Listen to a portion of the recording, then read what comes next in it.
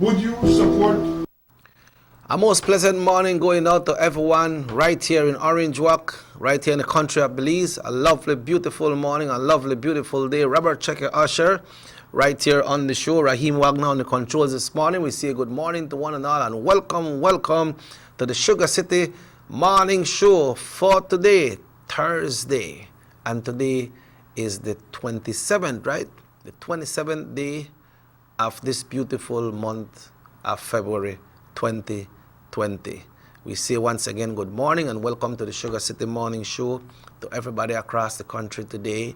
We certainly trust and hope that all is well with you. Hey, we got good weather at Orange Walk this morning, you know. See, I have to put on my jacket and my little long sleeve too, because we want to keep warm. We want to keep nice today, so we want to ask you all to keep the kids warm as well today. You know, they're going to school this morning. Make sure they get a nice, healthy, warm breakfast today before they depart to go to school. And this morning, folks, will be having a special, interesting show. Of course, Easy Glenn will be coming on for a segment. Then we will be discussing with our partners from the Northern Regional Hospital this morning. They will be talking to us about the coronavirus response plan that we have in place for Belize. We know that the U.S. are getting well prepared when it comes to the coronavirus. We hear so many people dying in different parts of the world, especially in the Asian area, in China, those areas, and even passengers on cruise ship. Even passengers on cruise ship, they are being held in quarantine when they return back to the U.S. So it's a very serious thing. It is not nothing likely to take lightly. It is not something that we should not pay attention to. And today we'll be having some nurses that will be coming in. We have also Mr. Rafael Castillo coming in today, and we have Nurse Sherry Siego coming in right here this morning, and they will be talking to us about the coronavirus response plan for Belize, and they will be talking about it right here in Orange Walk. And we have Delvey this morning. Good morning, Delvey. Good morning, Mr. Cheke. Good morning to everyone listening. Good morning to you. How are you this morning? Cool. Oh, I have to agree, it's a bit chilly this morning, yes. The breeze must say the walk to San Pedro, no, Joe? Yes, and the rain. Oh, it rain too. Okay. It's raining, yes. So it's raining right now? Uh-huh. Wow. Well, we had some strong showers of blessings last night, girl, and the place bleaky this morning, it's cold, and the breeze they blow strong, so we're there though. So make we get one prayer so all of this nice fresh weather that is coming in this morning, and let's be blessed today, Delvey. Yes, definitely. Heavenly Father, this morning we come before your throne once more, Lord, giving you thanks above all things for the breath and the gift of life. Thank you, Lord, for how awesome you are, how wonderful you are, with all things in its season.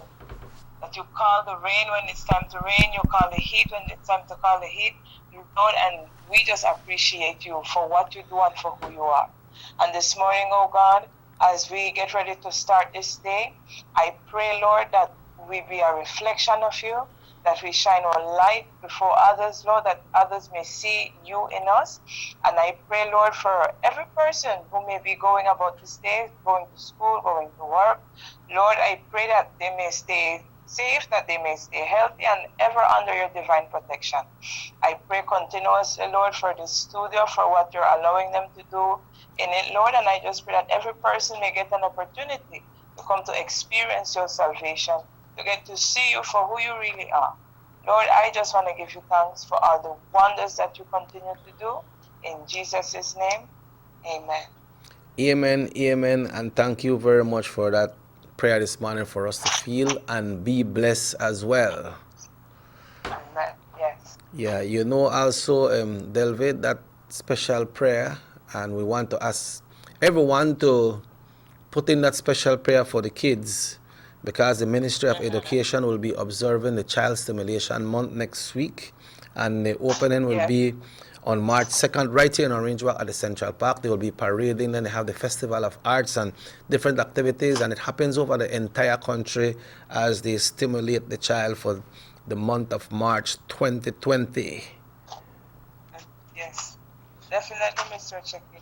And like the kids, they look forward to it, the babies there. Oh, yes, At ma'am. our school, the same thing. Oh, no have it over there too?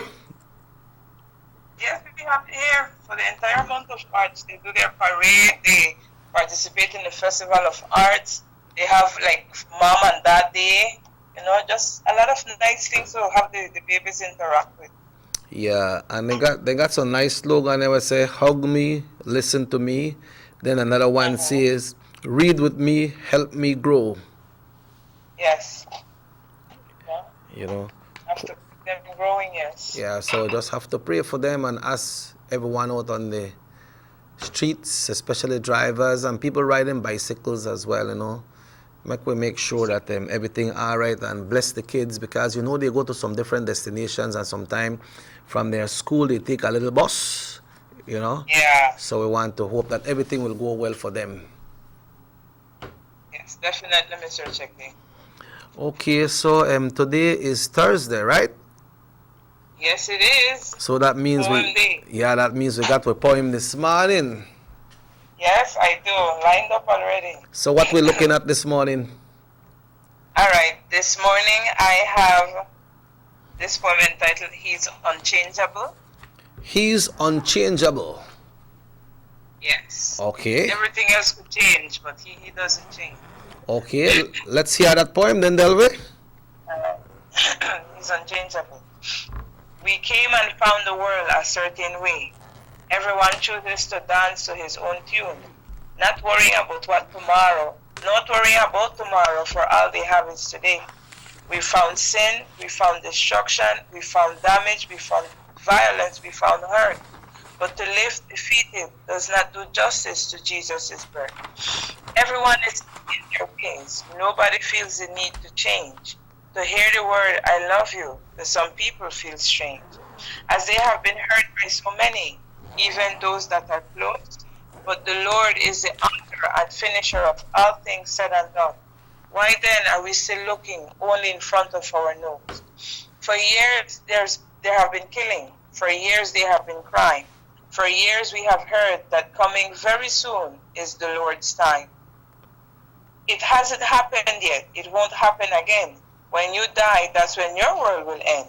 But like a thief in the night will be the coming of the Lord's reign, not to scare or to frighten, but who then are we if even the Lord suffered pain? When do we reach that point when we realize that all we have is the moment, thanks to God's grace? Amidst all the darkness, the Lord still shows up and shows us his face. If we look beyond social controversies, religion, financial status, and race, for the God of Abraham, Isaac, and Jacob still remains the same.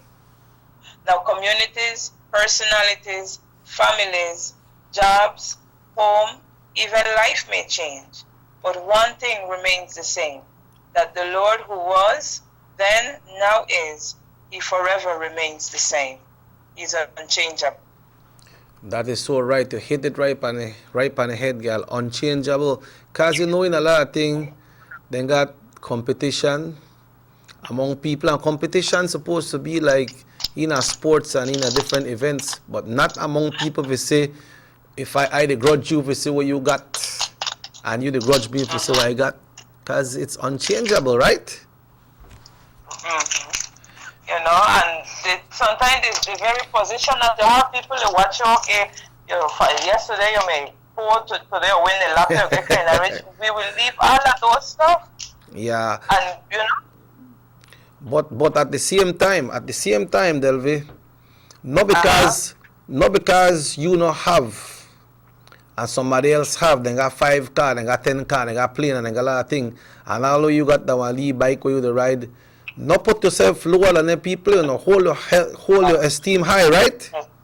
Yes. Definitely, Mr. Checklist. You hold your esteem high, you hold your head high, and when you have God in the midst of it, Mr. Checky, you have that confidence, that hope, as you know what? At least I got the energy for ride me Librekete bike. That's right. You know? That is attitude that we should have. Then we won't be, the envy people. Oh, you got 5 cars, oh, I do this and do that, forget that. Ride your bicycle till you get a bike. Have me still ride my bike, go to school. Yeah, man, be who you are. Yeah? And then That's it. the thing is that somehow like if I see somebody got this and got that, not really hype and people think because you don't know what they do forget it. What's around? Right. You don't know what they do for keep it. That's words from the great brother David, all the way from Danriga. You know? And then the thing is that sometime when I say, man, I see this person got a bad ride, they got a nice house, but like what brother David said, you don't know where to forget it. So what I want it now. So if I know go steal, then I go in a bank or I go in some lending institution and I will in debt myself and I will get what that person got, make I sure that I could get to. But then what you supposed to do? You're not supposed to do nothing for please nobody. Do it to please yourself. That's right. Because when that time to pay back the loan, that person happy with the 5 car and you can't say where your money go. Yeah, so maybe some many people have their lifetime saving and they say, you know what, man, I retire now, so that time for I buy a nice ride. I think I put an extension from my house, you know. Yeah. I take a little trip to Mexico or I go in Guatemala or States or someplace. But then you don't know how long the people sacrifice what they got. So what you got is what has been given to you, and the Lord gave you what you got. So make we respect that and live with that, right? We learn to be content where we are, yes. Yeah. All right, well, thanks very much then, Delvin, and have yourself a wonderful day.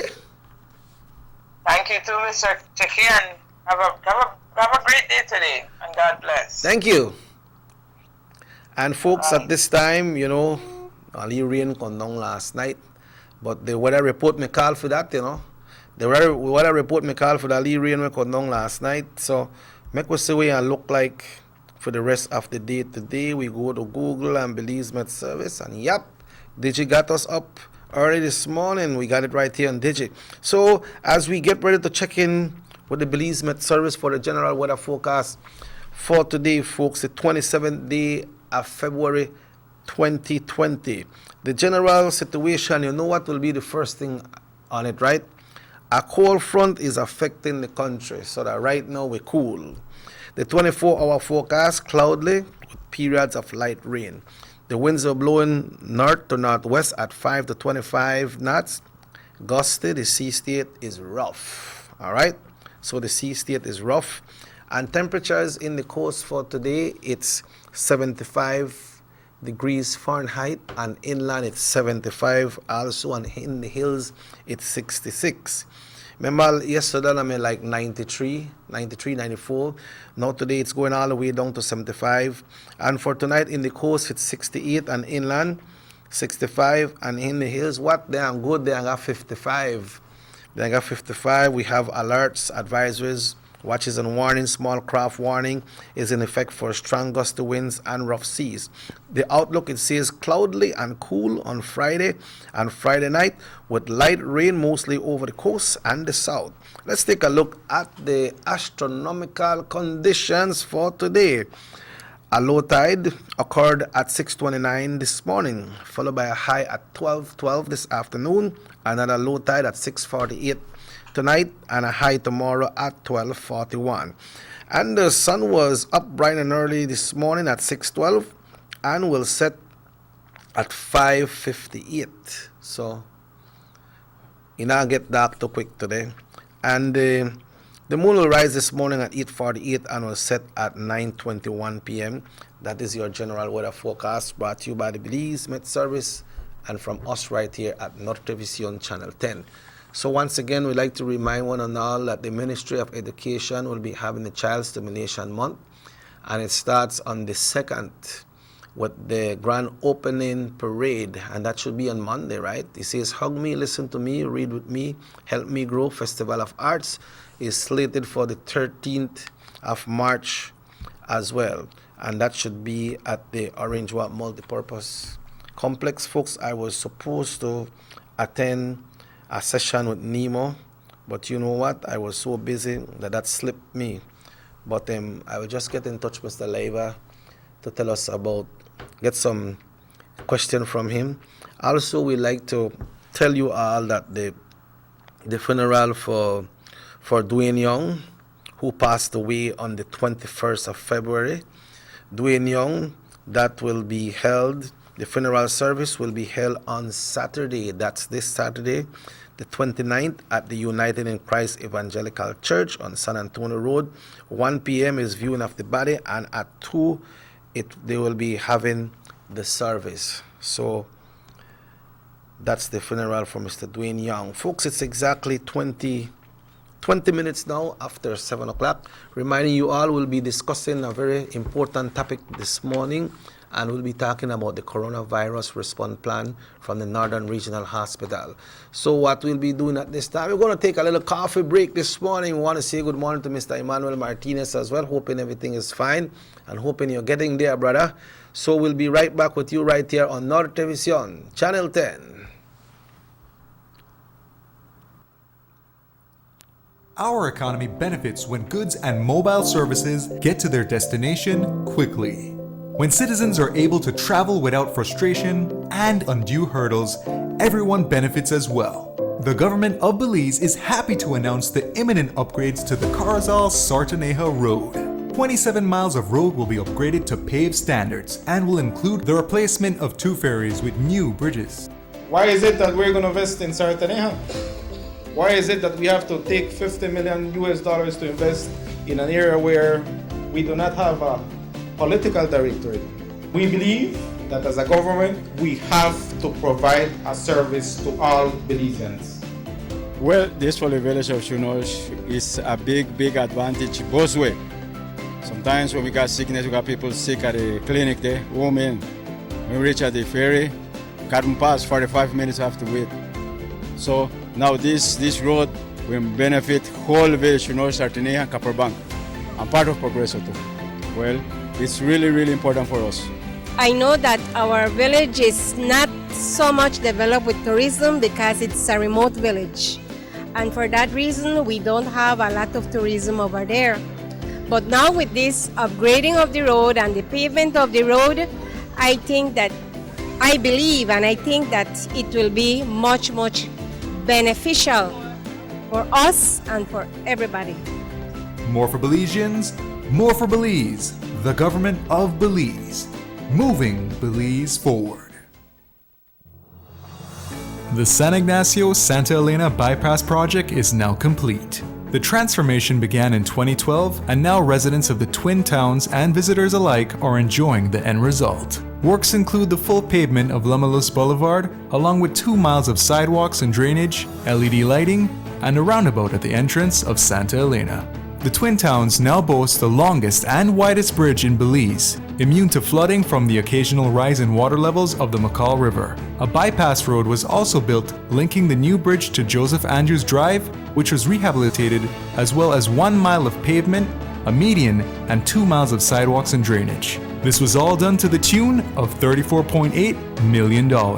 But that's not all. The project was extended due to savings from the successful execution and implementation of the initial scope of works. Now over 2 miles of additional road works will commence, including George Price Avenue, Liberty Avenue, and the George Price Highway between Three Flags and Hawksworth Bridge. The government of Belize, moving Belize forward.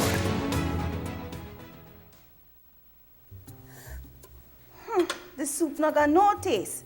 I can't even feed it to my dog. It needs no salt. I don't have no salt. I don't have no money. I wonder when this man I get paid. John! I hope you know that down the street they played no bad picnic. Mom, you know what?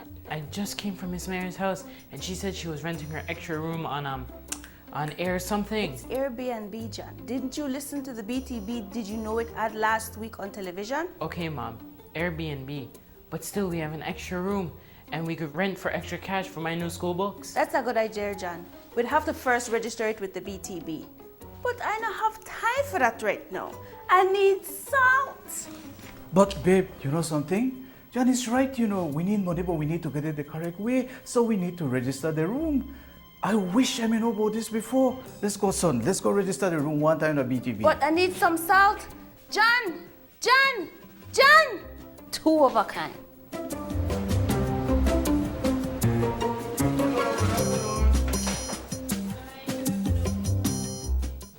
Did you know that if you own or operate a tourist accommodation, such as a room in your home for cash purposes to any guest, local or foreign, regardless of its location in the country, or if you're registered or advertising such room or property with any booking engine or marketing platform such as Airbnb, by law, you must register with the BTB. If you fail to do so, you commit an offense punishable by fine or imprisonment. For further information or assistance, please contact the BTB at licensing@belizetourismboard.org or telephone 227-2420. You can follow us on Facebook too. Everybody wants a clean and healthy family. That's why they purchase the best food products and the cleansing materials. This time, we give you a bigger size of La Costeña products like the mouth-watering fried beans and the pasta sauce. And surely for your clean laundry, we have the breathtaking aroma of Ensueño Max Suavitel. Even your visitors will ask what you clean your floors and restrooms with. And you can boast it is the variety of Pinol products and Sultan muriatic acid now in 900 milliliters. And much more for the best prices only at German Vega and Sons Imports. We serve you at number 5 San Antonio Road, Orange Walk Town.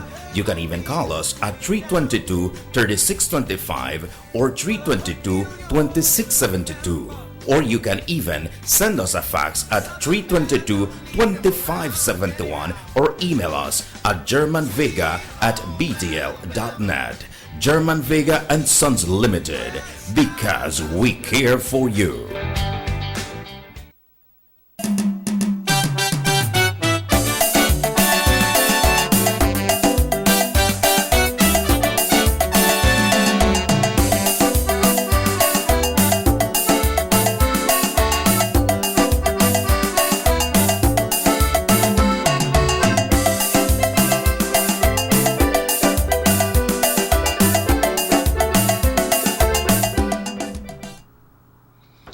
Welcome back to the Sugar City Morning Show, folks. Welcome back. It's 27 minutes after 7 o'clock. We should be having our friends from the Northern Regional Hospital coming in a very short while, but we were made to understand that there was a little discussion with the sugar industry here in Orange Walk and the Belize Cane Farmers Association. We understand that has been resolved, and it's good to know that we can dialogue. We can sit down, we can sit down and dialogue and talk about the right things to do and make it happen, and we understand that the report came out that there will be an increase in some of the payments as well, which is good to know. But what is a little bit disturbing as well, the way how things happen. We go to work together. You don't know what the person sitting beside you have. We don't know what the person that is driving you around has on them. We go to school and we hear some disturbing stories. Like this story at a primary school. There was a primary school stabbing on the street. A 13-year-old primary school student was stabbed yesterday morning whilst walking to church with his class, and the alleged culprit is one of his classmates at St. John's Anglican Primary School.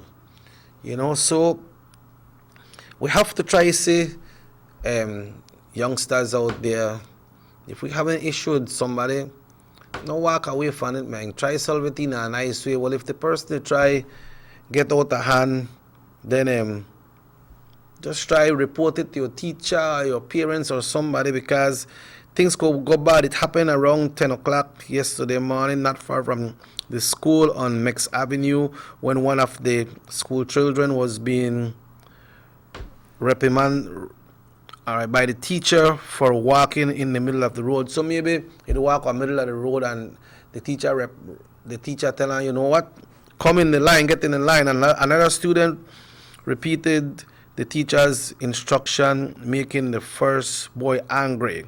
He punched that classmate in the face. The student retaliated by stabbing his classmate with a sharp object. It is not yet clear what type of weapon was used, but the injury wasn't considered serious, and eyewitnesses are saying that the boys continued to walk with the rest of the class until a neighborhood spotted blood on his shirt.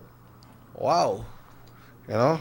So the person pulled out the injured boy on her veranda and realizing that he had been stabbed, told the teacher he needed to be taken to the hospital. Eventually, police were called and the child was taken to the KHMH for treatment of the injury, which was classified as wounding. So, like I say, you choose your friends you're there with, and hey, we don't have to really get into all of this thing, you know. I could try work out things in an amicable solution. I say, with a friend, man, we might go wali issue and with a friend. But like me, me keep my friends close, and I don't got no issue with my friends. But I got one of my good friends very close to me this morning, and not because he's sitting beside me, that means he's not close to me all the time. He's always close to me. And it's my great pleasure to say good morning to RC1 this morning. Good morning, my brother. Good morning, Robert Chekiosha. How are you? Well, I'm good. How's the weather outside? Quite beautiful, nice, cool, refreshing, awakening, brilliant. It was beautiful. Descriptive words that you can use, and thank God for a brand new day. Yeah, Good morning. So that song would have matched tonight too. Oh, what a beautiful morning. Oh, what a beautiful day. Yes. We should make some coffee, don't you? I was just going to say, this is the weather for a good coffee or a good tea. Yeah. Good morning to all of you, and thank you for the invitation, Chucky. Sure, I'm glad to have you. We want to thank God for a brand new window. Yeah, but RC, you know that, like right there, so this morning, thank God for a brand new window. Queremos decir a la gente allá afuera que habla español las buenas cosas de hoy. Con el pronóstico del tiempo que tenemos. Pero tú puedes hacerlo todo bien, pero tú hablas español muy bien. Bueno, muy buenos días a todos y les damos gracias a Dios por bendecirnos con este nuevo día. Es un día muy, muy fresco porque hay una brisa riquísima. La temperatura es bajo el día de hoy. Hay un poquito de frío, pero con el frío trae la lluvia que muchos necesitamos allá todos, particularmente los de agricultura. Los cañeros y le damos gracias a Dios por ese frito porque trae la lluvia que necesitamos ahorita. Es un día fresco, un día lindo, te despierta, yes. ¿No? Y te deja alegre. Yeah. Sí. Also, RC, you know that we will be having a discussion this morning on the coronavirus with our friends from the Northern Regional Hospital. Okay. But you know, I think on Monday, if I'm not mistaken, a new window has opened.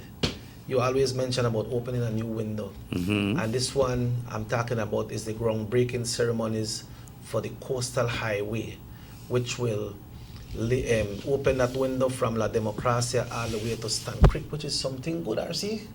Well, yes, windows are opening every day. You understand? And the challenges in life is what we do today. God gave us this morning, this new window. We are very grateful and thankful. Now, what are we going to do with our time today till we go to rest? Yeah. What is it that we're going to do? Who is responsible to do what? Are we doing what we are supposed to be doing? So a lot depends on how we plan things, how we execute the plans, how we evaluate our plans, how we monitor them, and then further down the line, there are changes that happen, adjustments. Like nobody thought this money would be cool. I'm meeting I see you with your coat and tie this money, cool, but you put on a sweater. Yeah. But I find it quite refreshing. So it's a matter of realizing that if you have a job to do and you're doing the job, people will notice what you're doing. Yep. So it's a very creative process of life, and in terms of the coastal road, I remember serving in cabinet with the Honorable Hubert Elrington, and he got one day, and he just kept up going, he pick up and he go wrong, and he look at the areas, and a very visionary person, and I pay tribute to him. Yes, yeah. I had the pleasure of serving with him in 1984 in the government, the UDP government. So I know how he works. He's a person that wants to get things done. You know, a get things done person. Yeah. Well. Oh, by the way, yesterday was Ash Wednesday. You know. Oh yes. Yeah, I sent Rahim Ali picture. Last night I went to church, and I tell you the mass was packed. Oh, yeah. And somebody was making joke. He said, "Well, length, you know, but they said length is 40 days, right?" Mm-hmm. Now, today is the 27th. Yesterday was the 26th, and this month has 29 days. So that that gives us 26 or 22. That's 4 days. Yeah. So there are a lot of people. And 31 days in March, and 4 that's 35. And then you still have some extra days in April before Easter. So you have like 45, 46 days. A little bit more than 40 days, you know. And somebody was running a joke. I said, well, you know, even God forgives. He said, actually 40 days will give you a few days in case you happen to sin in between. You broke your promise, well, you got a few days to make it up. Yeah. But RC, we have to congratulate all the February 29th. Oh yes, man! They have a birthday every 4 years. So if you were born 4 years ago, you celebrate your first birthday today. Yeah.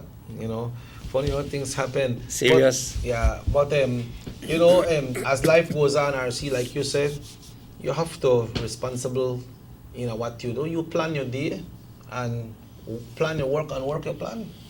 Oh yes. Because if you don't work your plan, nothing will happen. You know, we have to plan it, right? Right. So, but again, it goes back to our guests that are coming up from the Ministry of Health, the Department of Health, to be able to talk a little bit more about health issues that affect us. Especially the coronavirus. Yeah, the coronavirus. And we're not talking about the corona beer. Please, we live in the north and we know people on the corona.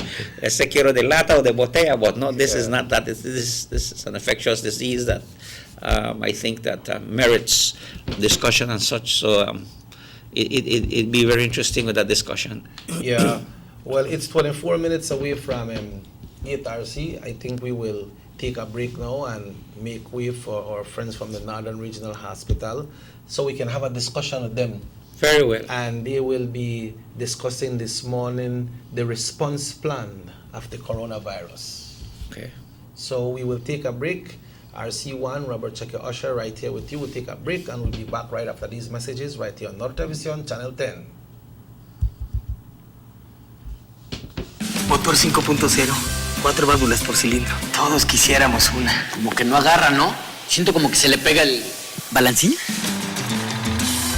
Vamos a darte el aceite que te mereces. Vas a correr como rayo, preciosa. Los que oímos más allá de las revoluciones, hablamos máquina. Roche France, poniendo el mundo a funcionar. Agente autorizado German Vega y Sons. Teléfono 322-3625. Roche France. The ongoing technological evolution constantly transforms the way we live our lives. The introduction of our national fiber network creates the opportunity for Belizeans to live the digital lifestyle. Today, Digi is proud to introduce Dana, Belize's first artificially intelligent automated assistant. Dana is the modern customer service experience. Available 24/7, Dana can provide Digi prepaid and postpaid customers with directory information, credit and plan balances, product and promo information, and more. Just talk to Dana. Want to check your credit balance? Ask Dana. Hey Dana, what's my credit balance? New Digi promotions? Ask Dana. Hey Dana, any new Digi promotions? Dial 113 for directory assistance and dial 119 to talk to Dana. Digi remains committed to introducing the latest in cutting-edge technologies, transforming Belize one technology at a time. Try Dana today. Thank you for calling Digi Customer Service.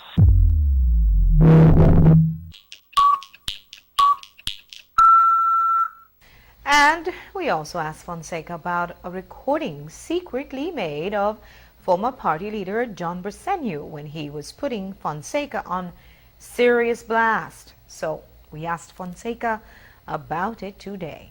John Briceño, he has gone mad. We really have to sit back and reflect on what he's saying.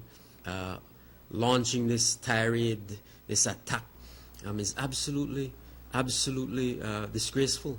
and difficult to understand. But the truth is, in any other country, with a few exceptions, had them made such outlandish statements, this man would be forced to resign, to demit office immediately.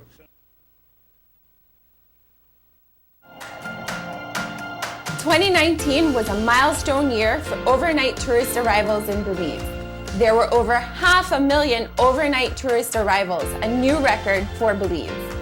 Over the past decade, Belize's overnight tourism sector has grown by more than 100%, increasing from 241,000 in 2010 to just over 503,000 in 2019. The National Sustainable Tourism Master Plan set a goal to achieve 556,000 overnight stays by 2030. With 10 years to go, we've already achieved 90% of this goal. This success can be attributed to aggressive marketing initiatives, new international flights, and working closely with local and international agencies and partners. The BTB thanks our tourism stakeholders for your role in this remarkable achievement. Together, we will continue to grow Belize's image as the best destination in the region.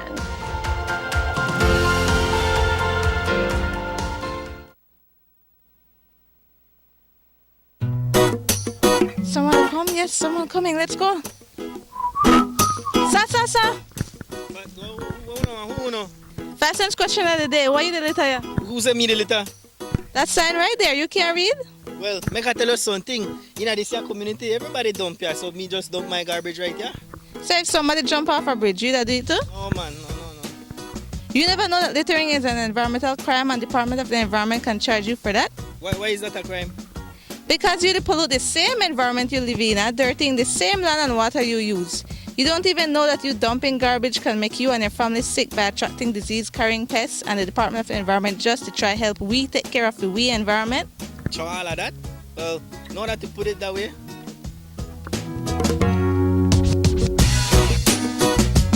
Thanks for your 5 cents, brother. That's 5 cents question of the day. This message is brought to you by the Department of the Environment.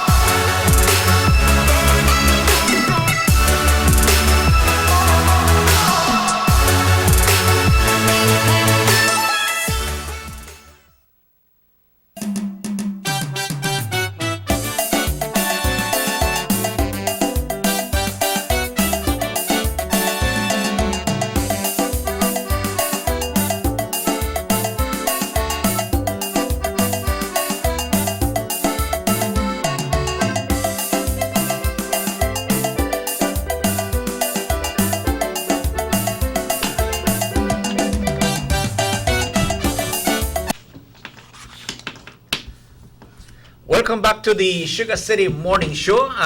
Chucky took a break. You know how the Youth Connection band is. You know, when they call you, you got to play the tune.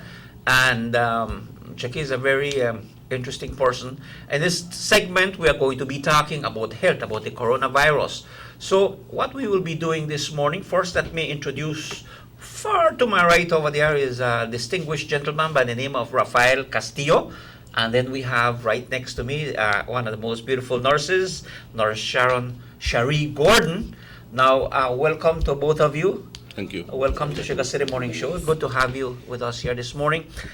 We know that the issue of coronavirus is one that is global, not only local, national, international, it's global. The World Health Organization has declared this one of the most unwanted diseases at this time. So what I would like to ask you to do, since you're guests, tell us about what it is that you're doing, what it is that you're promoting in relation to the Ministry of Health. And I want to ask our viewers that let us please wait till we hear the presentation, and then we will invite you to make some calls and ask questions. So, Rafael and Nurse Gordon, go ahead. It's your show. Who's going to go first? Okay, so Morning, I'm the Good infection morning. control nurse, Nurse Gordon, Northern Regional Hospital. And so today we're here to talk about coronavirus and epidemiological studies, what we found since the 31st of December to present day.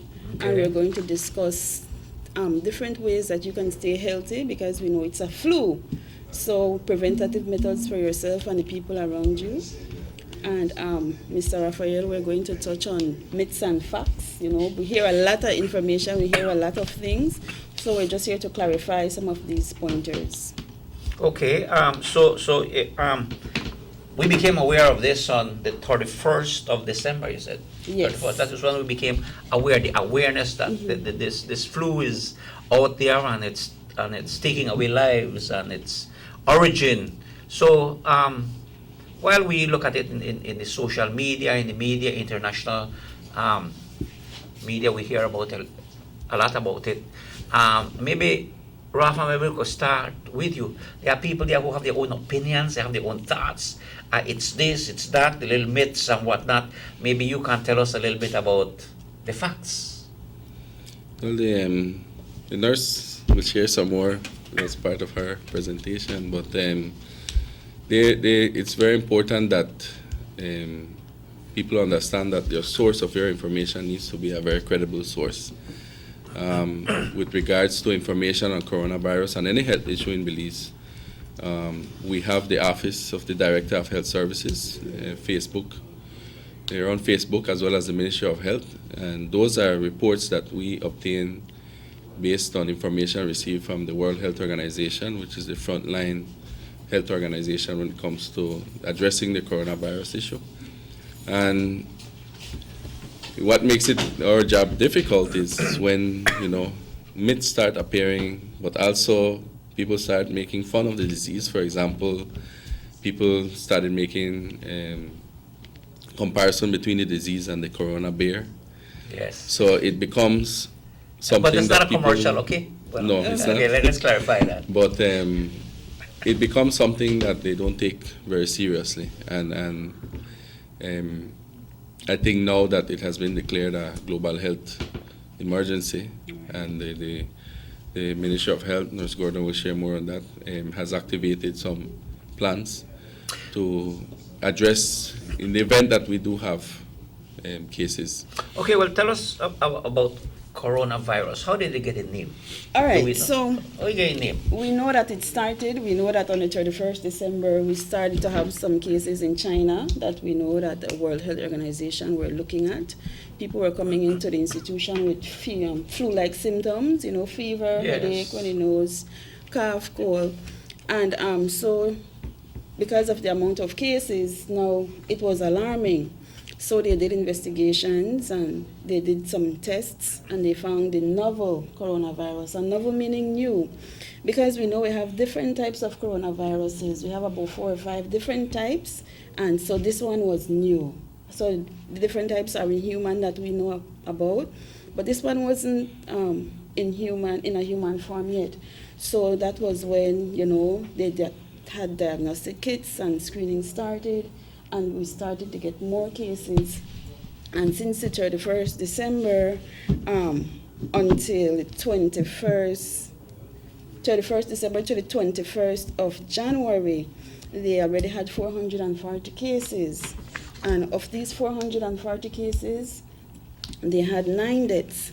So, over that time, people are traveling because it started in Wuhan city in China. And people started traveling for different reasons, for trade, for leisure, for education, tourists, Chinese New Year's. So we had a lot of traveling going on. So on the 22nd, we found that we had infected people in Thailand, in Japan, South Korea, Taiwan, and we had 1 case in the United States. So remember, that was on the 31st of January. And so on the 22nd, they developed, or they found out it was also human-to-human transmission or contact, because initially they thought that it started from the seafood market, that we saw, that these animals were sold for consumption, and they had the bats, and they had the snakes, and they had the frogs, and So initially they thought it started from the bat soup, and so that was animal to human transmission. So now we found out that it's human to human transmission because of the mode of transmission, and it's transmitted by droplets and direct contact. Now droplets is when you actually feel that particle, or that spit particle, when somebody sneezes with the force it comes, or when somebody coughs, that particle can go up to 6 feet. So the particle that you feel on your skin is actually the droplets, and in the event you sneeze in your hands, or you just sneeze without protecting yourself or containing that sneeze, you sneeze on different inanimate objects. And for example, you use your phone, so that can transmit to your phone, to your keyboards, to your laptop, to your mouse, door handles, and so that's direct contact. So we have droplet transmission and we have direct contact, and so we found out at this point that it was going to human to humans transmission. So they also found out that now, out of all these cases, we have healthcare workers being infected and affected. So now they had to have this meeting where they find that they have now 571 cases in mainland China, and now they had 17 deaths. Of these 17 deaths, 14 of the deaths were elderly, people 60 years and older. So they were looking at comorbidities. They were looking at these older people having diabetes, hypertension, kidney disease, cancer, liver failure, Parkinson's. So, it works on your immune system. And in the event you have a flu, because coronavirus is just a flu, in the event that works on a flu, so the body has to really recompensate to fight that flu. So these were the people that were dying. So we found that 82% of our deaths were the elderly people 60 years and older. And so just through different studies and different research and different tests, we have had more and more confirmed cases.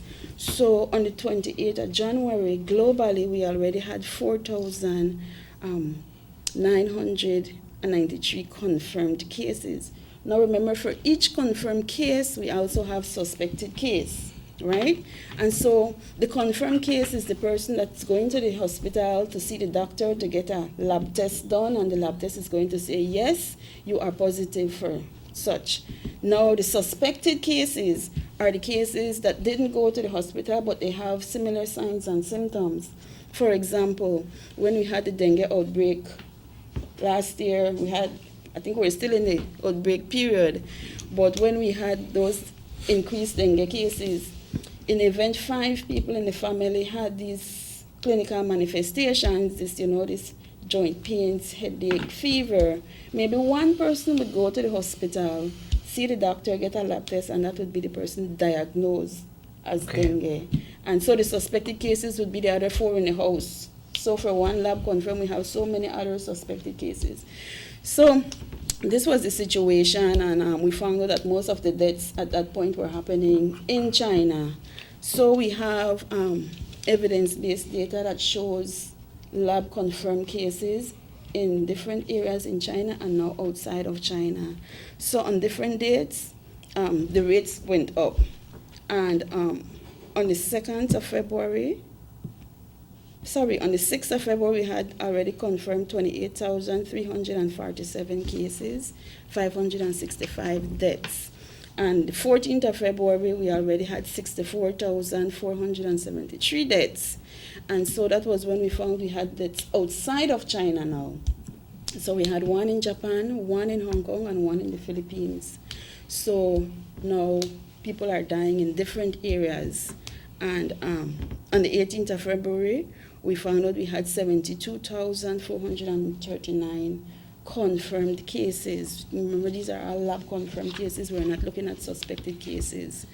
So yesterday, we have 80,415 cases. But we also need to look at the death rate, right? Because now people are dying. We have over 2,000 people dying, but now we have 80,415 cases.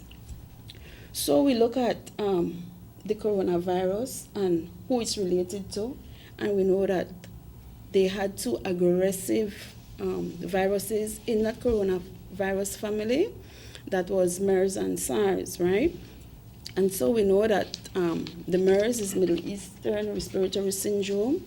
When it affected us in 2012, they had 2,494 cases and 858 deaths. So the death rate was really high, bringing it at 34% death rate.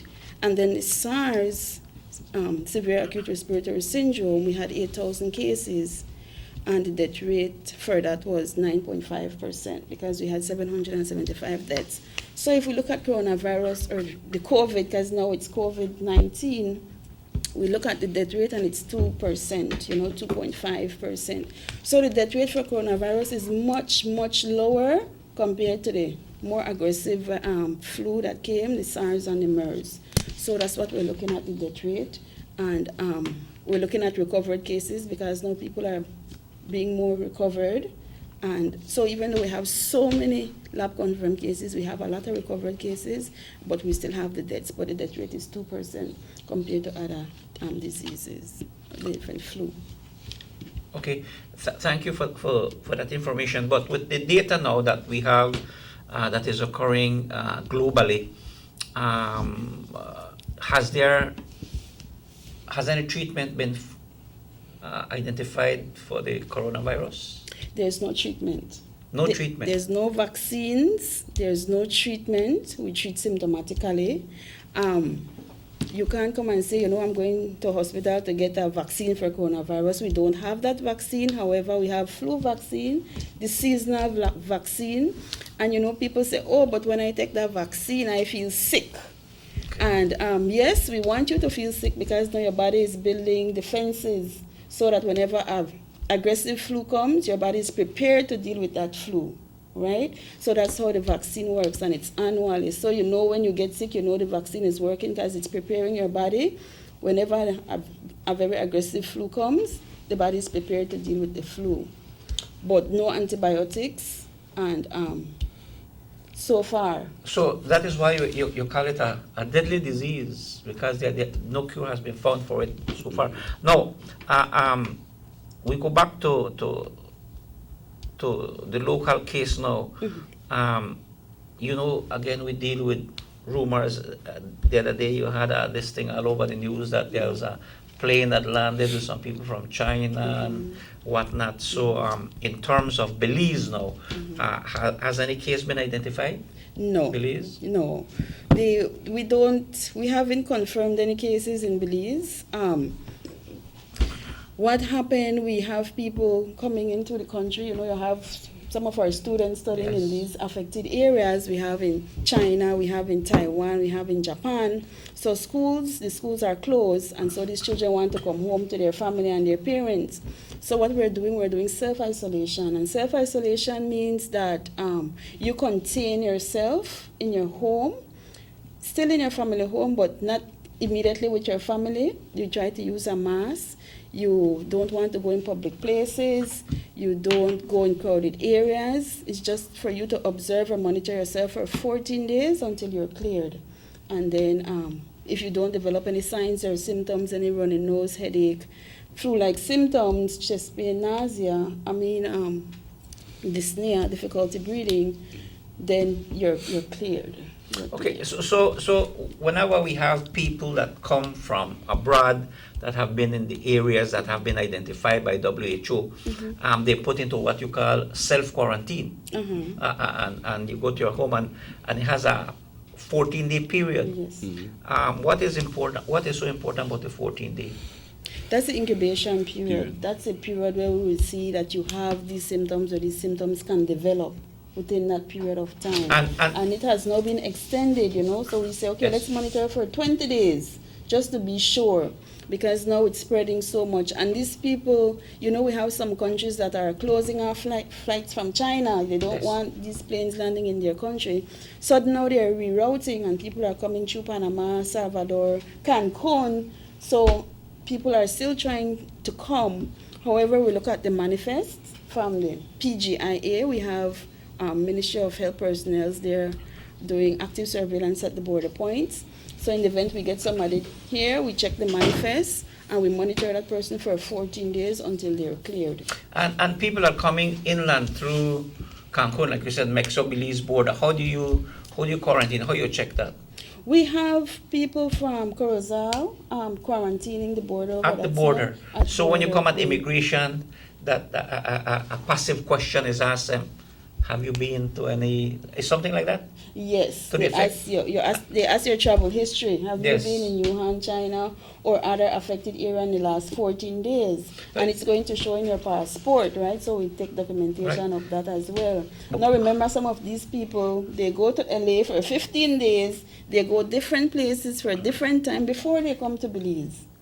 So Yes. by that time, the incubation period has elapsed, but we still do self-isolation. So it's important to have the history of the traveler Yes. entering the country Yes. at any and all ports. And Now, that's what we do. And Customs and Immigration I think they're on board with us because we've had meetings with them, and so we know that we're on the same page. no, I have been asked that question. That's why I am saying that we need to advise our viewers and listeners that whenever you go to the board and they ask you these questions, it's being asked for safety purposes, right. to be able to evaluate in the event a case is identified, so that timely treatment can be made, or you know, or a review of the particular person. Now, let me ask this question, and you already mentioned the data, the information when you're coming in. Now, you already spoke about the droplets, which is something common that maybe we need a little bit more training, maybe we need a little bit more recognition. It may sound primary, but what would be the correct way to cough? What would be a way of protecting yourself and others when coughing? Because you go to church, like last night we went to church, it was crowded, and you have only one here, including myself, I carry my handkerchief, right? But anyway, can you advise our viewers and listeners what would be some of the correct measures of prevention? All right. So you want to, very good question, thanks. You want to sneeze in your sleeve. That's what we recommend. You want to sneeze. So I could go some? Yes. Okay, you so have to ensure your nose is there and you sneeze in your sleeve. And the reason we sneeze in our sleeve is because the air and the sun particles dies off whatever you have there. Now, if you sneeze in your hands, chances are you go and touch your phone, somebody borrows your phone, they borrow your pen, and so that's how it starts.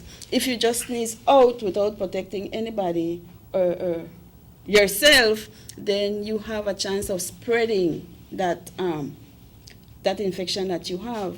And in an area that is well ventilated, you have the windows open, you know that can probably pass. Right. However, in an area that is air conditioned, windows are sealed, and we love the AC, right? Oh, we feel cool, we feel good when we have the AC.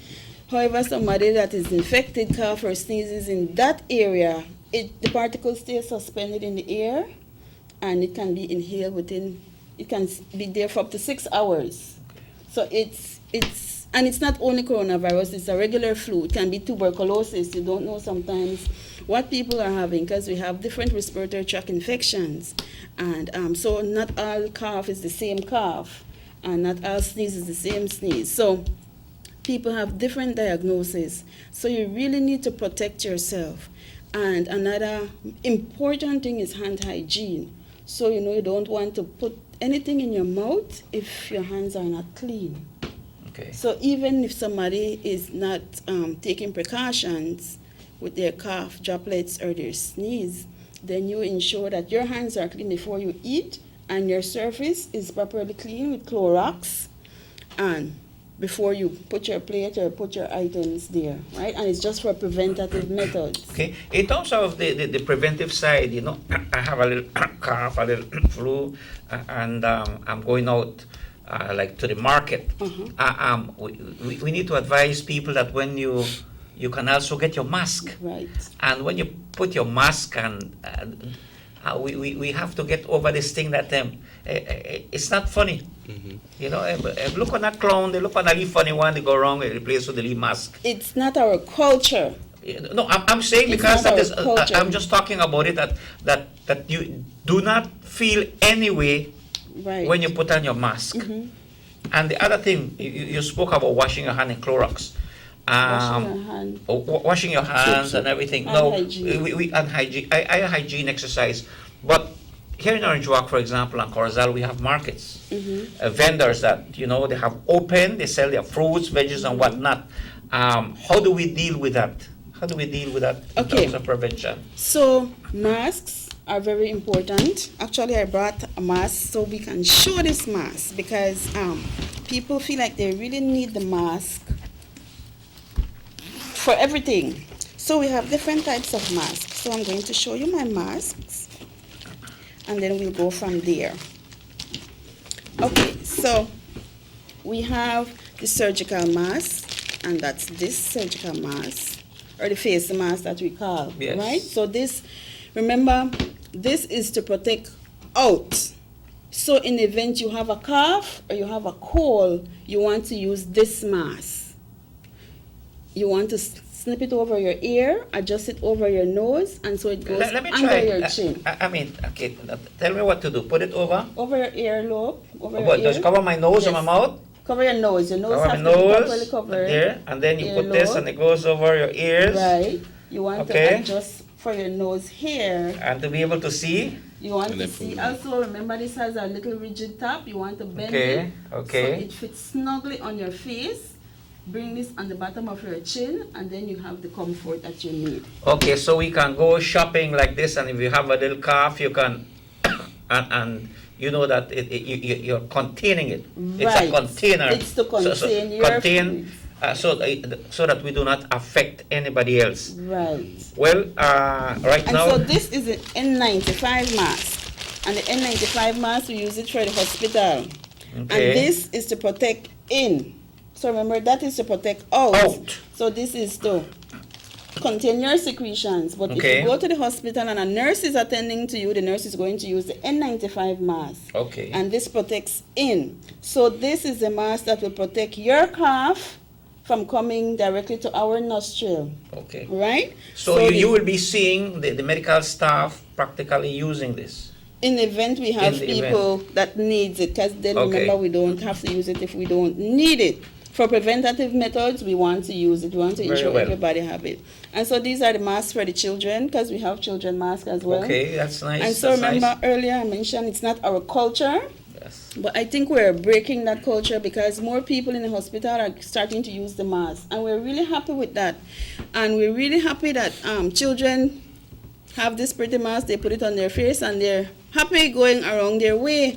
And so we want to encourage everybody that has a cough or have a cold to try to contain it so it doesn't spread. And that's how we want to contain, because in different countries, like if you travel to Japan and these people are sick, they have on their mask. Yes. Right? So we want to adapt that culture as well. So we want to use our proper mask at the convenient time. So if you're a healthy person, then you don't need to be going to market with a mask or things, because you don't want to create a fear. But if you're sick, you want to contain it. You just want to contain your fluids. Okay, so we have gone through the information, collecting data, and part of the prevention process. We're going to take a very short break, and we're going to be right back. Coronavirus, the discussion is important for you and for me. Stay tuned.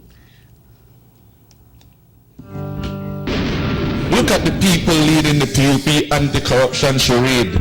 The $3 million man, who the U.S. Ambassador Dito wrote to Washington about credible reports that he accepted a $3 million bribe for an oil contract, which he used to purchase his cable company. The malignant tumor, who diverted tens of millions of dollars sent from Venezuela for medicine and housing for the poor to settle his friend's private UHS debt. Mr. 666, who while he was Minister of Education, over $666,000 meant for scholarships to poor students was diverted to friends and cronies. Even a 4-year-old got thousands of dollars under the scam. Baby Toomer, who is the principal in the company that received $3.5 million for a piece of land close to the Philip Golson Airport. Belize, these are the leaders of your new PUP.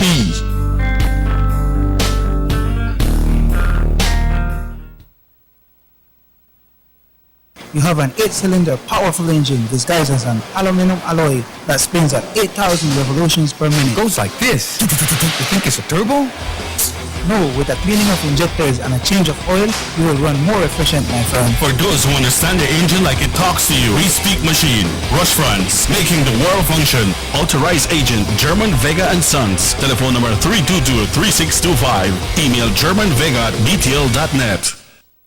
The sunny days are here, and whether it's for a picnic or in your kitchen, you need the meat. Gillette's Meat Shop proudly offers a variety of juicy cuts such as processed meats, ham, bacon, salami, longaniza, and sugar cure ham, just to mention a few. Enjoy our meats in beef, pork, and mutton.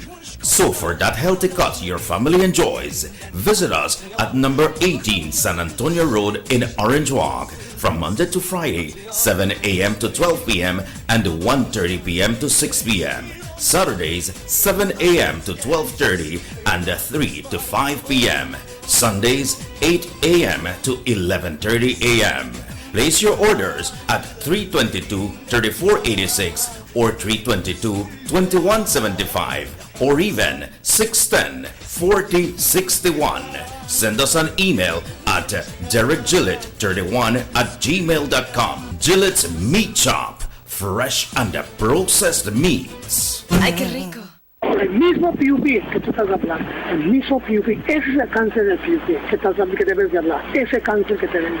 Ese es el cáncer que tenemos que cumplir en este país. Ese cáncer que quitaron y robaron millones y millones y millones y millones y millones de dólares de la gente. Esto dice un poquito de dinero. Millones, tens of millions of dollars. We are those millionaires. Those people that get millions of dollars over the 10 years that we were in government.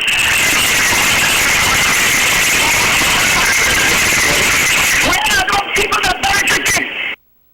Millions of dollars that will keep it on here, but they're not called up here. They need to bring money back to the PUP. Money, if you want to restore people to their country.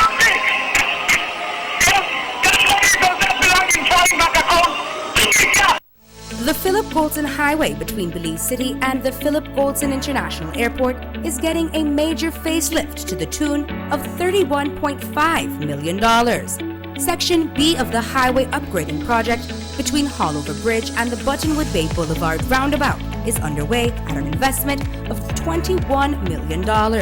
Works consist of the full rehabilitation of the road to paved standard, which includes the widening of the road to 4 lanes, lined sidewalks and drains, wide shoulders, median, and parking plus a bus lane at designated sections of the road. LED road lighting will be installed along with road safety features such as signs, reflectors, and road markings. The project will also facilitate in the improvement of underground infrastructure for the public utility companies. The government of Belize, moving Belize forward. Yes, come in. Why, Sean? Joe. Long time no see. How is everything? Everything is good, man. What's the latest with you?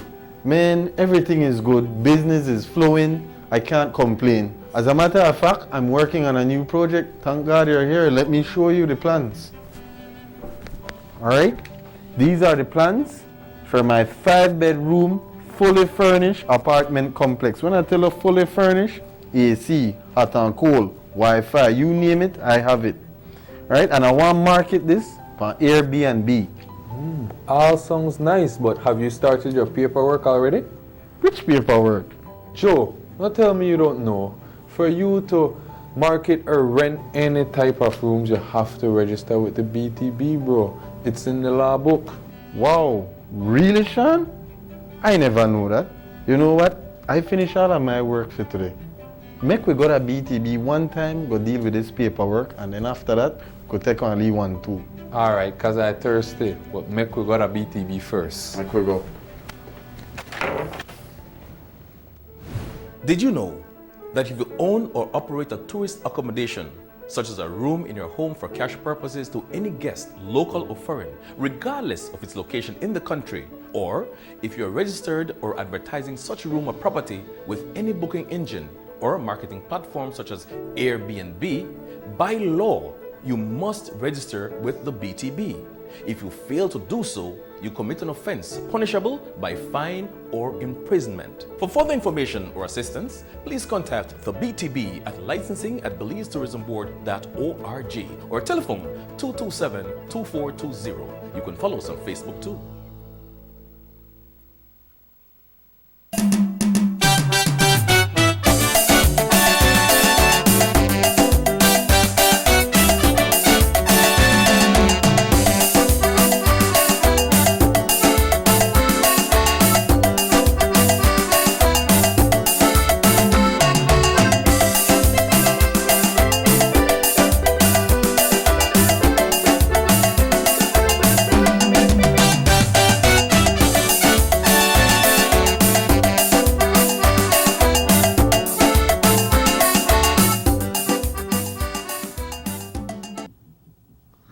Welcome back to the Sugar City Morning Show when it's 15 minutes after the hour of 8 o'clock. Actually, it's 15 and a half minutes after 8 o'clock. We have tick already over the 15. This morning, we're talking to representatives from the Ministry of Health from the Northern Regional Hospital. We are talking to Mr. Rafael Castillo and Nurse Sherry Gordon.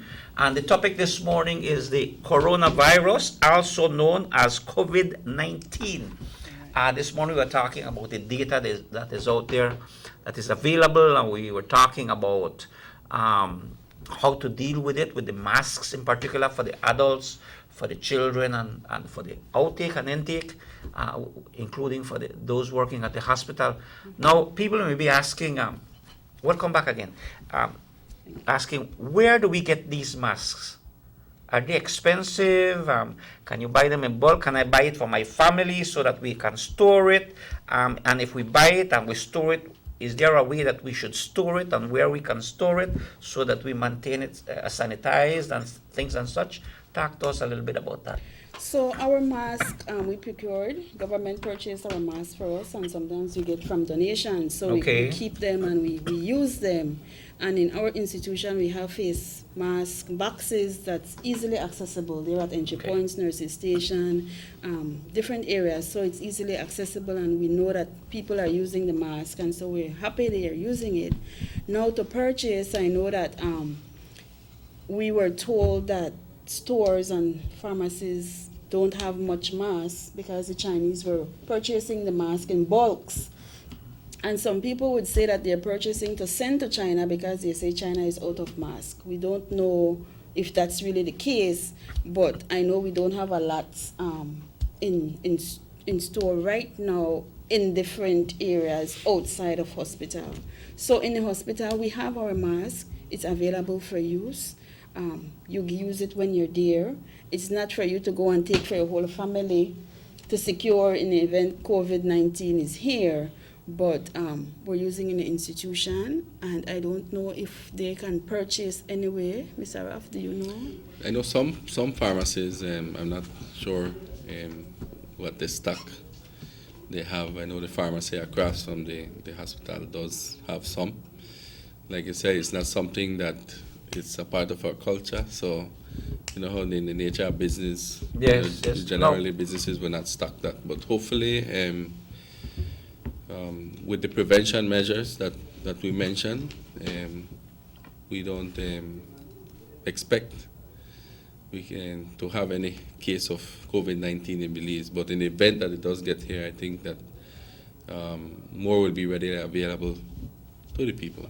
Well, I believe, like in anything, with the gravity of the situation, when you were reading about 80,000 and so many people dying, you know, it creates an alarm that we must inform our viewers and listeners, including ourselves, that you know, we must look at the formula. Prevention is better than cure. Right. So when we look at the formula of preventive care, that means that we need to take care of ourselves, that we need to ensure that we get at least only half dozen and keep it at home, because you never know. Right. Because all it needs is one to come and spread, and then where we are, and probably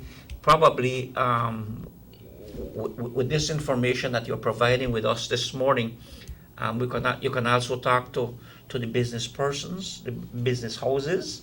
You have a big store and a lot of people go in there, and again, it's good to remind them that if you sneeze, use your sleeve. Right. Use your sleeve. And if you cough in your hand, wash it immediately. Immediately. Not go shake somebody's hand and things and such. I know somebody told me the other day, every time I shake your hand, so you wash your hand. I tell her, please not take it no way. I tell her this is part of the preventive exercise that we do. We work at the Department of Rural Development, and we have people coming in and out from all over. So we have all these sanitizer there, it's for the public. Right. Everybody use it and such, so that we can continue meeting and whatnot. Now, there's a very important component to all of this, education. Tell us a little bit more about the Ministry of Health's educational strategy. All right, so for me being an infection control nurse, we work mostly in the hospital. So we're sensitizing staff, all levels of staff. These are clinical staff and support staff, because everybody is equally important. So everybody's getting training with the coronavirus, and everybody is getting sensitized to our action plan. So we have different set of training at different points. We've also extended training to different entities, Social Security, NEMO, Sports Council, some schools so far. Mr. Raphael is the person responsible to be going in the schools because he's HECOPAP. So I'm more in hospitals, so I'm dealing mostly with the staff and at different level of care, especially in the isolation. We'll be focusing on isolation techniques next week. Okay, that's good, because people need to know that the staff are also citizens and humans that can also be contaminated. Right. So the preventive side in the clinical side will be providing the care is equally as important, or even more so, because the masses will be going there. But I have to say, Rafa, I don't used to call him Rafa. Okay, I guess you guys at work you call him Rafa too. I'm not sure. Okay, Rafa, can I call you Rafa? We're on the air. Okay, now, Raf, when we're dealing with the Health Education Bureau that you represent, HECOBAP, how important it is that after, for example, you go to schools. Tell us the process when you go to schools, for example. What is it that you do? Well, the good thing is that right now a lot of schools are requesting. Before it used to be where we would go into the schools and request. The good thing is that they're seeking now. The health-seeking behavior is the change that we wanted. When we go into the schools, it's more than just educating on the hand washing and the respiratory hygiene. What we do is we observe, we ask maybe a child to wash their hands, to show us how they wash their hands. And so that in the case the child is not washing their hand properly, we can show them how to properly wash their hands. We have developed a very aggressive campaign schedule for the month of March, where we'll be visiting all the schools in the Orange Walk district along with public health and rural health nurses, to ensure that these areas are sensitized with how to do proper hand washing. We will also be looking at hand wash stations where the kids wash their hands and advising the schools on how to maintain these areas to ensure that they don't become infection areas themselves. But more promoting the hand washing. Kids love to play with water. And I think that's an advantage and an opportunity that we have there. But like I said, it's more to change the behavior and the manner in which these kids wash their hands, how they practice their hygiene. So we have public health inspectors who talk about the hygiene as a whole when it comes to bathing, brushing your teeth, and things like that. So from the ministry, we look at it, and the region, we look at it from a comprehensive point of view, preventing coronavirus not only through infection control, HECOPA, but involving other departments, and like you mentioned, involving the private organizations, NGOs that can also take the training, sensitization training. So it has to be a comprehensive approach that we're taking. We know that March is a very busy month for the schools, especially the infant level where they have the stimulation month. We also have Women's Month. So we have other activities that are ongoing that the department is planning to take advantage of, because these are where people are going to be gathering. And also March is the month where we celebrate World Tuberculosis Day, which is another respiratory illness that is affecting millions worldwide. And so that's another opportunity where we can do more education on prevention of respiratory illnesses transmission.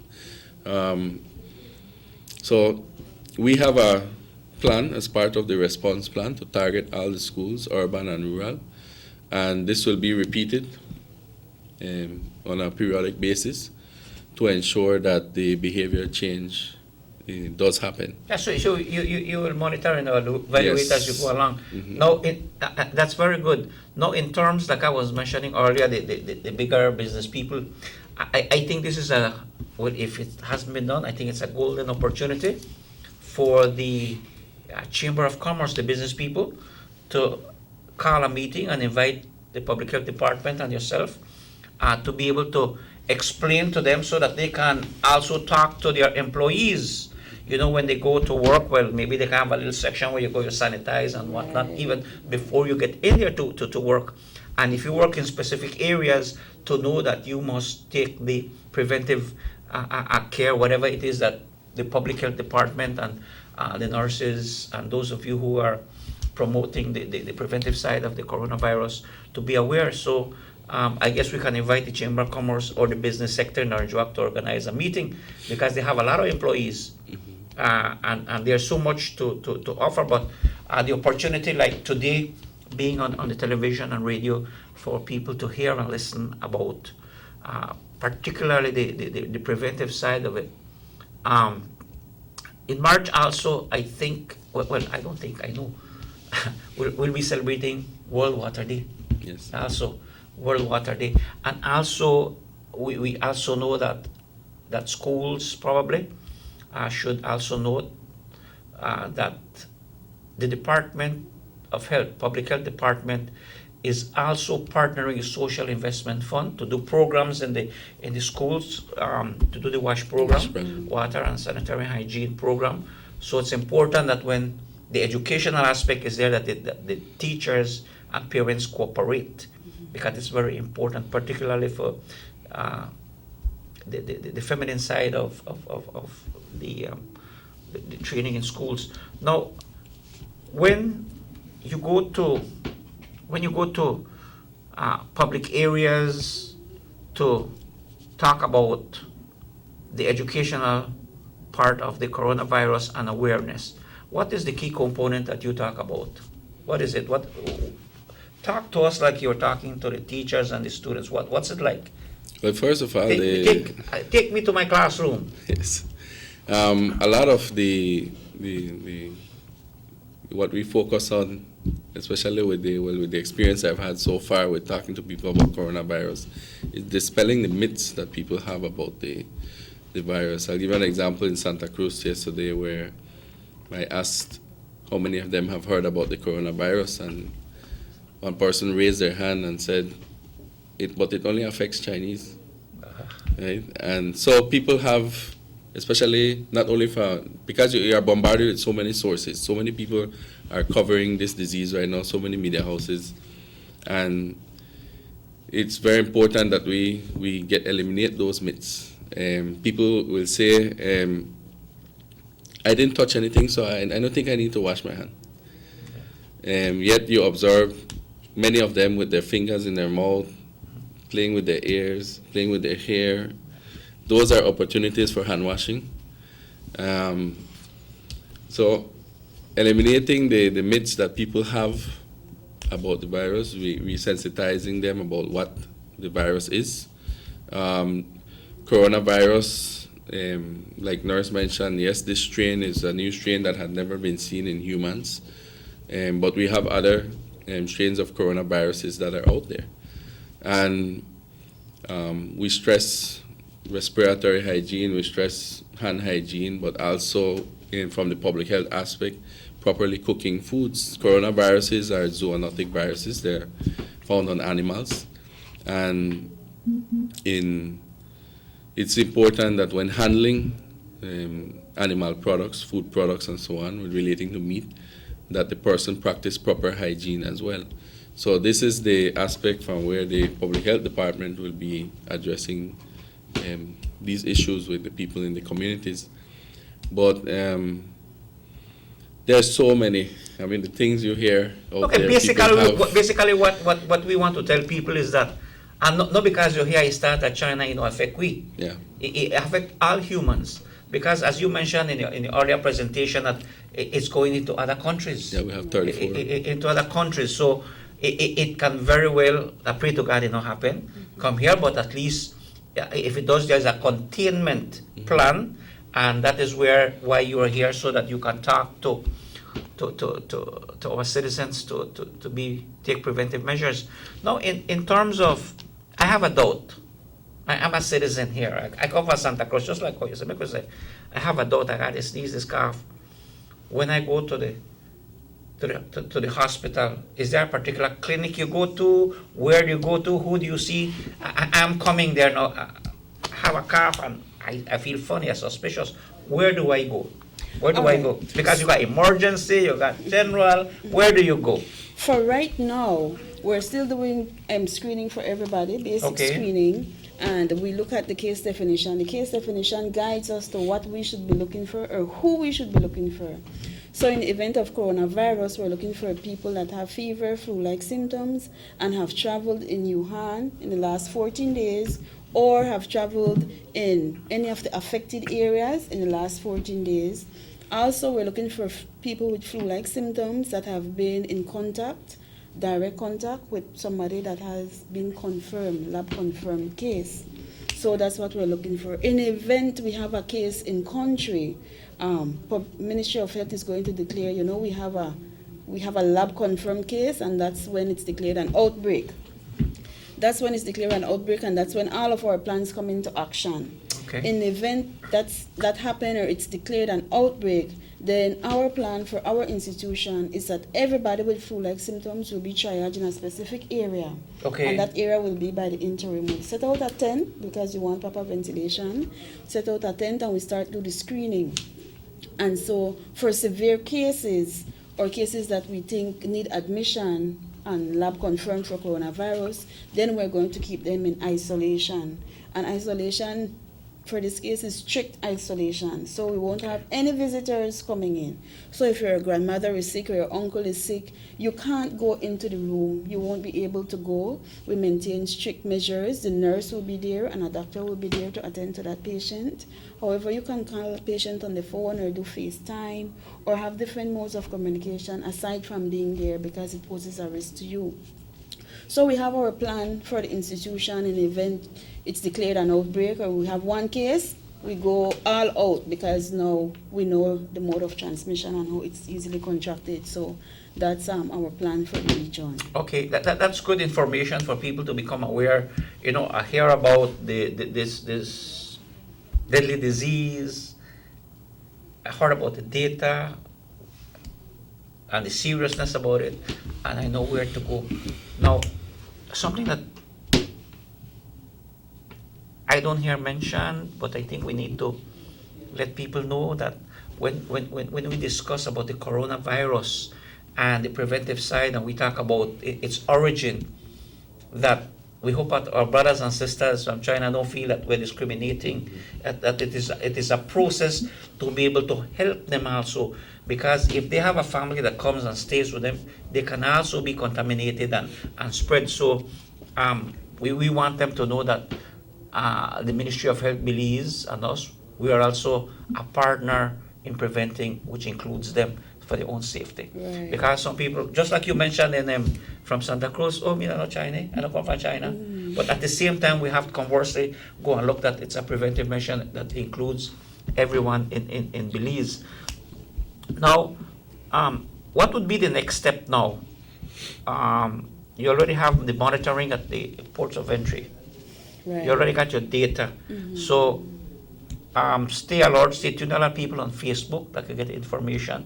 But in Facebook, you got fake news and real news. So what do we look at in the social media? I mean, I want to talk a little bit about that. Because people, these are the third-hand people. You know, I talk to you and they share this with me, and you know, and you have fake news and real news. How do we deal with that? We have, well, the Ministry of Health has an official Facebook page. Does it have a name? It's under Ministry of Health. Ministry of Health? Ministry of Health, and it would have the official information on the ministry and so on.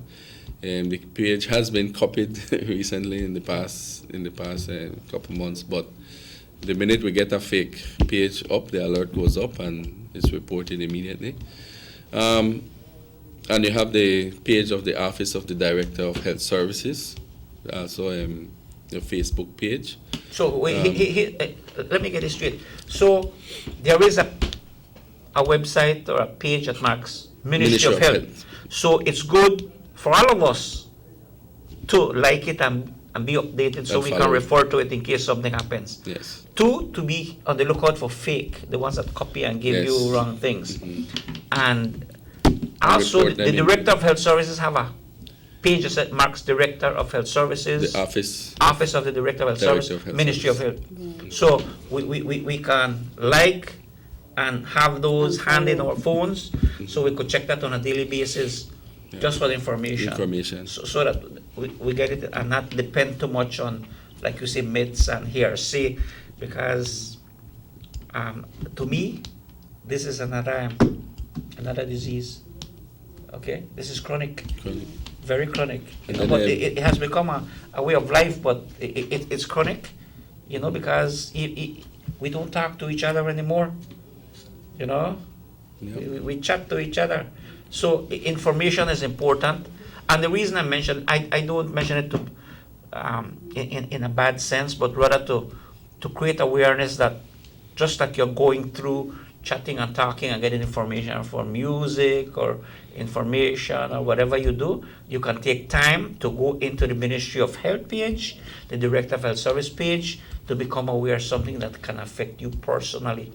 So that's basically where I'm coming from. Also, the presentation we did earlier, or some of the factual evidence-based information we can find on World Health Organization page, as they guide us, because those are official sites that we look at. PAHO, and we look at the John Hopkins maps. So we try to use CDC. We try to use CDC, World Health Organization, PAHO, John Hopkins maps, and all these credible sources. You know, sometimes like what you mentioned, it's sometimes in Facebook they say, oh, you know, you boil so much garlic with so much water, and that will cure coronavirus. So now people are coming with a lot of things, but we're focused on those sites. And so what those medical sites, they speak to us, that's what we go by. So CDC is a very credible source, World Health Organization. We look at PAHO, John Hopkins, and also Ministry of Health, because they have guidelines every time they bring up press release or some information and to help guide us, you know, so all of us are on the same page. So those are the sources we need to be looking at, official sites, not any regular news, because, you know, so much news are saying, oh, we have confirmed case in Dangriga, we have in Corozal, and they're not confirmed cases. They're just hearsay. It's wrong information. So get the correct information and do not be misled, because if you mislead with the wrong information, particularly with this coronavirus situation, you may create an unnecessary panic. Unnecessary panic, right, which then creates another problem. And so part of your media tour is to talk to the people, to let you know, get the facts, know where to go to confirm the information that you hear, and don't go by rumors. Rumors don't count in something that is deadly like the coronavirus. Right. You know, so things like that. And also people ask, you know, oh, but we have bats, you know, with ceiling, we have bats at home. So we don't have bat soup. We don't have bat soup, we don't have infected bats. Okay. But But those can give you, lung infection in the event you have bats in your homes. If people want to know, especially when it rains, you get that stench, and people always want to know. So it won't give you coronavirus, but it can give you a lung infection. The bats can give you lung infections. If you can inhale that one. Okay, that brings up another question. If you suspect then that you have bats in your ceiling and you live there, who do you go to for assistance to get rid of that?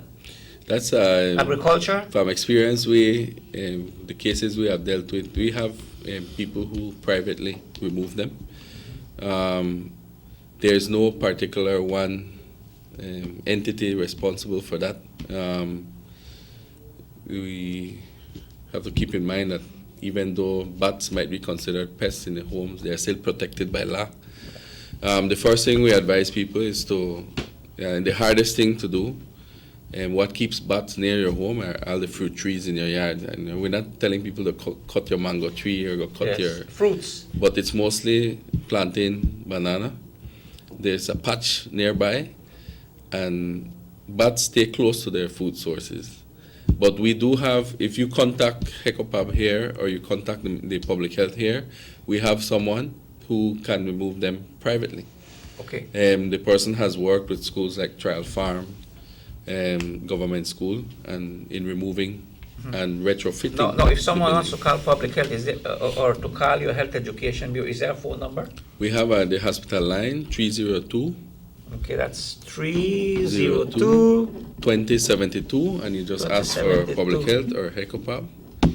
I just wanted to share, Go ahead. Sir Ben, that also if you have symptoms, the fever, sore throat, cough, the runny nose, like what nurse mentioned, the Ministry of Health does have a hotline where you can call. It's 0800 0800 MOH. MOH, that Care. stands for Ministry of Health.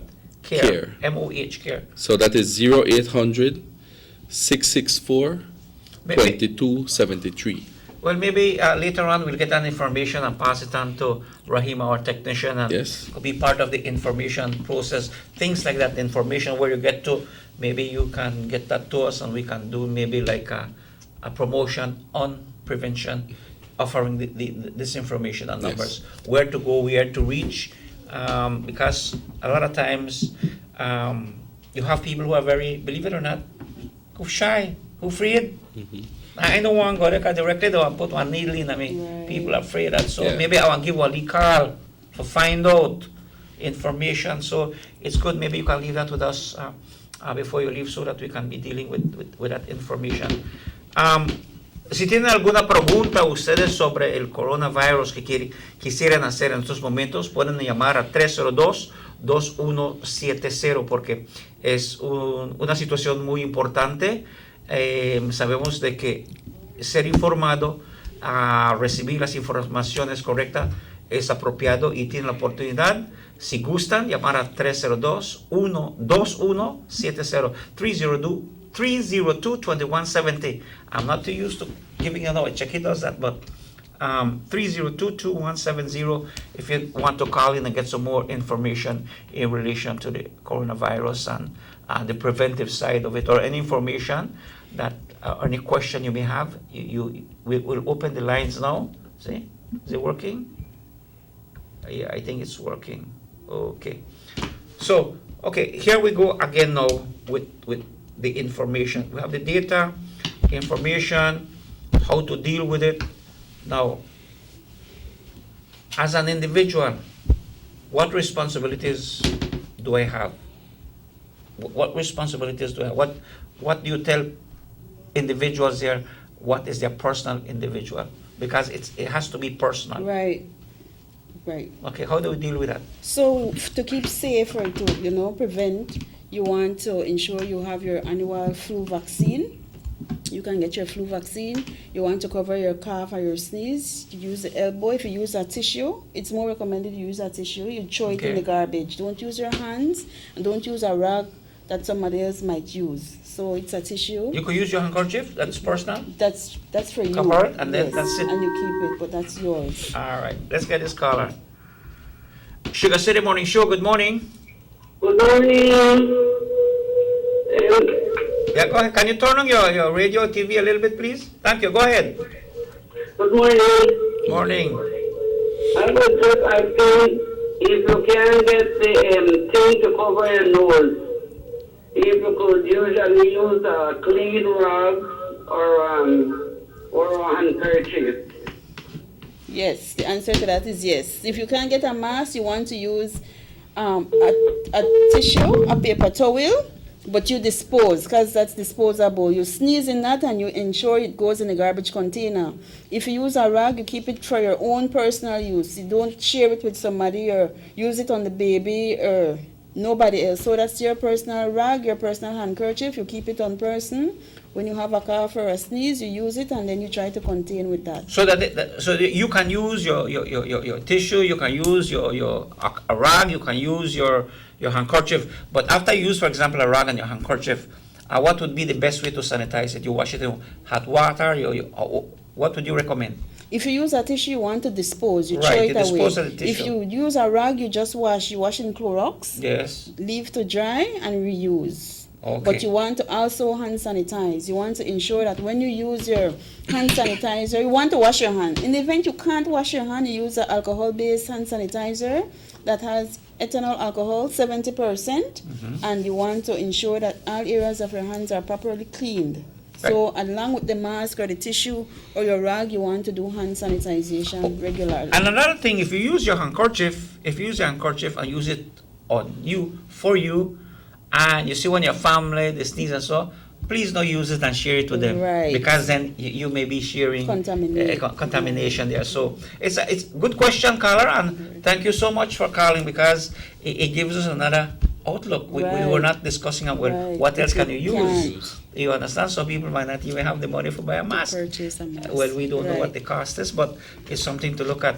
I have a couple at home anyway, you know, so just in case, prevention. But the concerns of this virus has awakened and alerted globally how important it is to take precaution. Now, coming back to this flu vaccine, is it recommended that you take a flu shot every year? How often? Right. It's annually. Every year the flu vaccine comes out maybe end of October, November. It hurt when I give it? It's a pinch. Come on, man. One pinch. Are you sure? One pinch. Okay. And it's for prevention. All right. No, if I go to hospital, I want to take one. I can go any day and get a flu shot? You can go to the MCH area, maternal and child health, or family and community Even us adults can go there? Yes, adults can. All right. And they have a special pinch for senior citizens? It's a vaccine. So everybody get the vaccine. All right. And the vaccine protects you so that in the event you have an aggressive flu, your body is already protected. And if you have one, it can assist you in getting better. If you have symptoms, you will not be able to take the vaccine. Yeah, if you're sick, have to be asymptomatic. So before you take the vaccine, is there a test? Me no? Is that what you're telling me? No. For example, you might come in, the nurse will ask you if you have cough. But for example, I have a natural cough that I had for years. Yeah. I don't know if the habit or the stress or I don't know, but I know I go lie to I want to tell the truth to the nurse. I got a scarf and so I want not. But you don't have symptoms of the flu. You know, and sometimes a bad habit. You know. So no, the reason I ask because it's been a while. You know, everybody in my house can get a needle, but I'm afraid for needle. So what do you tell people who are afraid for needle? That's what I'm getting at. It's only a little pinch. Yeah, it's quicker over. I mean, I remember when I went to get mine and I had to wait. I'm waiting for the pinch and the nurse finish. It's not a very painful injection. Not very. I mean, not painful at all. No, it's good because we need to let people know that it is important to go and get your vaccine. You will be seeing me there shortly, all right? Because I need one. I hate to confess this, but you know, I didn't even remember the last time I took the vaccine shot. Maybe the days when you go to primary school, when you have to. And then I know my son put one little text in there and say, hey, make sure you go get your vaccine shot. I no reply because it's not good for lie. You know, so.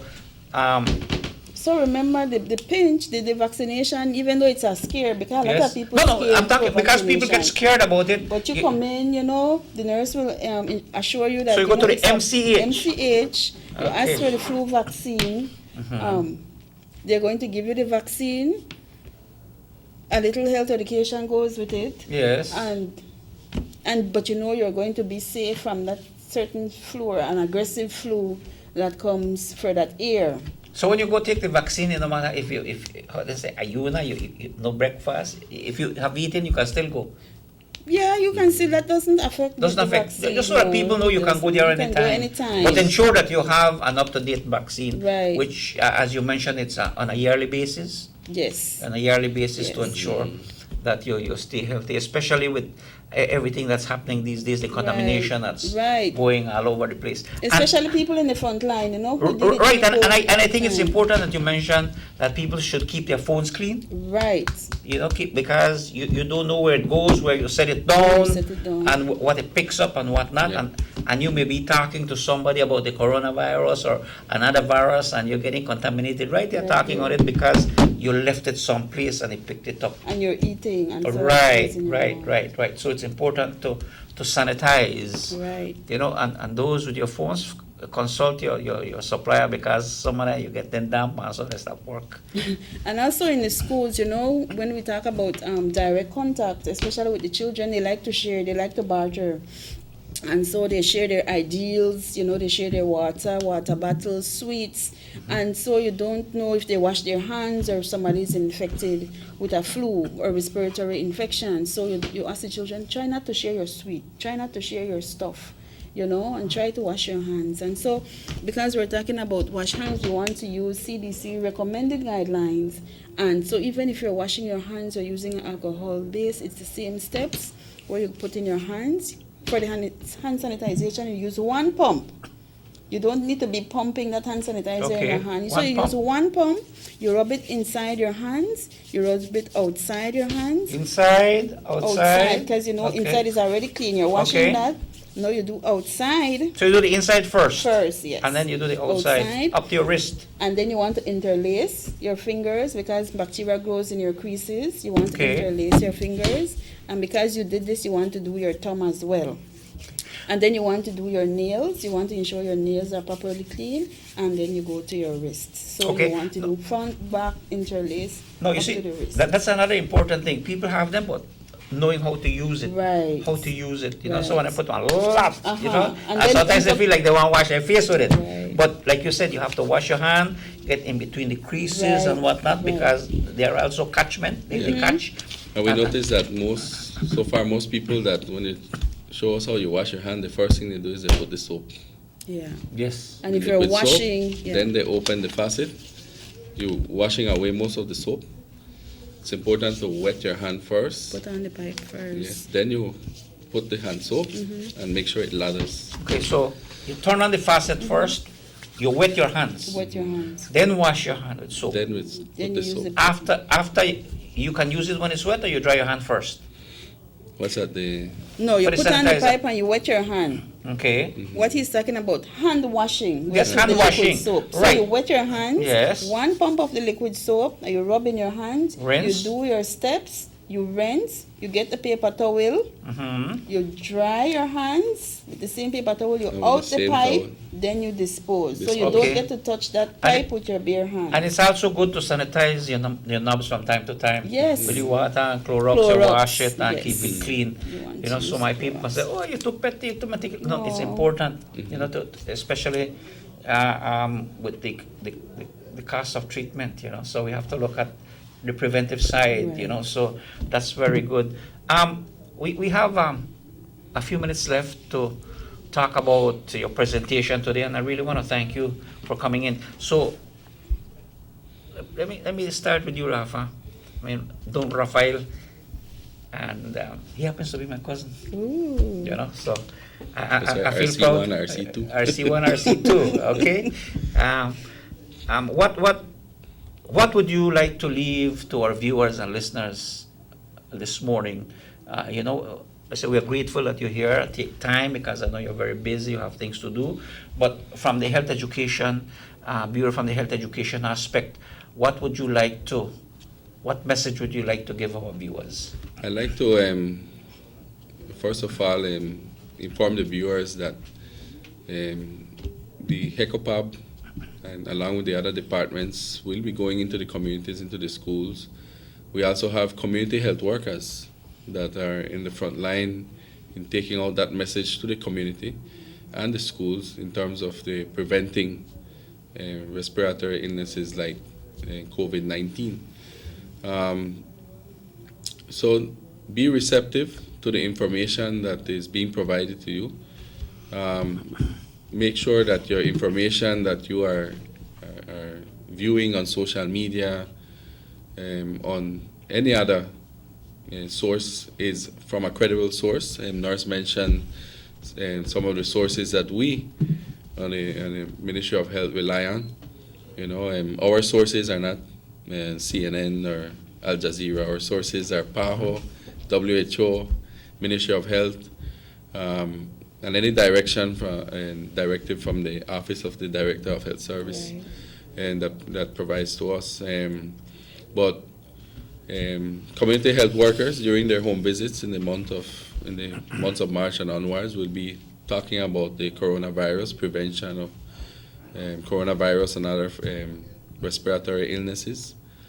And any business entity that is requesting that sessions can do so by calling the hospital and requesting for HECOPAB. Last year we did well in terms of working with BSI, SR, and Progressive Sugarcane Farmers, the Belize Sugarcane Farmers Association. These are people that are starting to reach out, yes, so that we can sensitize their members and their workers with regards to certain illnesses. But it's open to not only public sector but also private sector. That is great, and thank you very much. Good to and have. Most importantly, because a question a lot of people ask, how much you charge for a service? All health services, when it comes to health information, are free. Okay, so you can get your information by calling the Ministry of Health and going to you, Rafael Castillo, and whoever authorizes to go out and do the training, to let you know that is free. It's very important. People like to hear that little word, free. Nurse Cherie Gordon, thank you so much for being here and such valuable information. Now, it's like anything else, we start conversing, but time is upon us. And what are your parting messages to our viewers? Well, I would like to tell our viewers to try to keep safe by staying away from somebody that has a cough, Stay away from that person. Instead of, when somebody sneezes, you say, bless you, and you go and rub that bless person. You just don't go to rub that person. Just say bless you from far. You stay away from sneezes. You want to ensure you have proper hand sanitization at all times. If you can't wash your hands, you use the alcohol-based hand rub or the hand sanitizer. And you want to ensure the alcohol content in it is 70% ethanol alcohol or a little bit higher. I know sometimes it's 60% or 62%, or sometimes it's not even on the label, but to get best results, you want the 70% alcohol. If you want to cover your cough or your sneeze, you sneeze in your elbow. If you use a tissue, you want to dispose. If you use a rag, you use on person. You try to stay away from people who are actually sick. If you have to attend to them and they're coughing and sneezing, that's when you want to use a mask. If you have a cold or a cough and you have to be with somebody else, you want to use a mask as well. And so you want to ensure that you build your immune system. If you do the flu vaccine, you want to eat healthy, you want to drink a lot of fluids, you take your vitamin C, you can get it in citrus, just to keep safe. You boost your immune system so that whenever you get a flu, your body fights that flu, so you don't have to take so many days with the flu. So those are just tips and ways that you can stay healthy to prevent you from getting sick. Well, thank you so much. We really appreciate you taking your valuable time to come to Norte Vision Channel 10, Sugar City Morning Show, to share with us and our viewers this very important information on the coronavirus, also known as COVID-19. So, Rafa, thank you so much. Thank you, Mr. Ray. Nurse Gordon, thank you ever so much. Thank you too. And to all our TV viewers, we want to say thank you for joining us this morning. We want to say thank you to Robert Chekiosha for directing the show this morning, and also to Rahim, our technical officer. And of course, later on tonight, we shall rebroadcast the show at 9 o'clock tonight. So we invite you, if you missed it this morning, join us at 9 o'clock tonight. So on behalf of Sugar City Morning Show, this is RC1 saying thank you. God bless you. Have a wonderful day. And if God so wills, we'll be here with you tomorrow. Buen dia.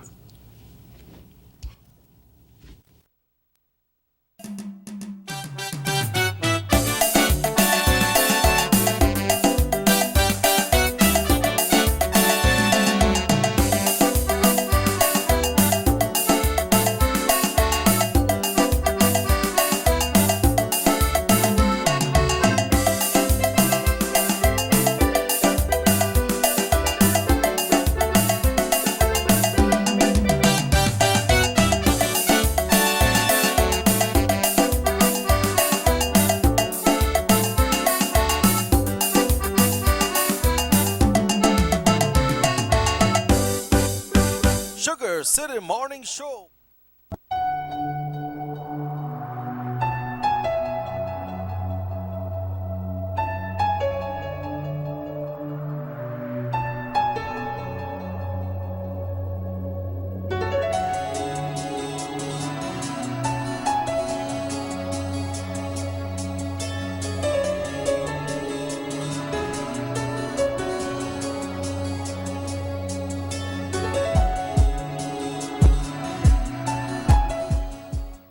Would you support a thoroughgoing audit of the 21st century at the Lands Department? From 2008 right up to 2016. Audit from 2000 to 2016.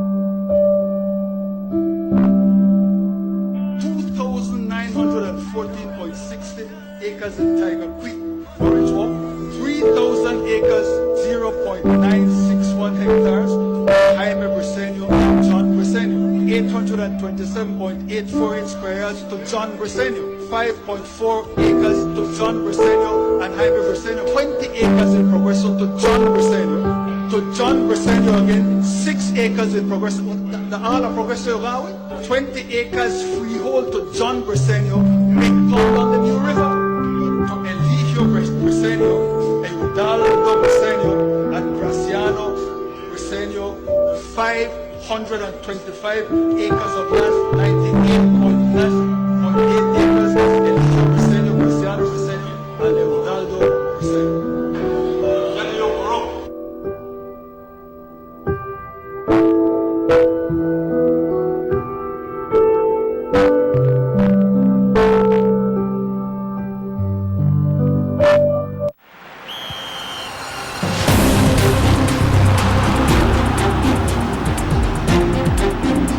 World-class spaces for Belizean athletes to thrive and fans to enjoy.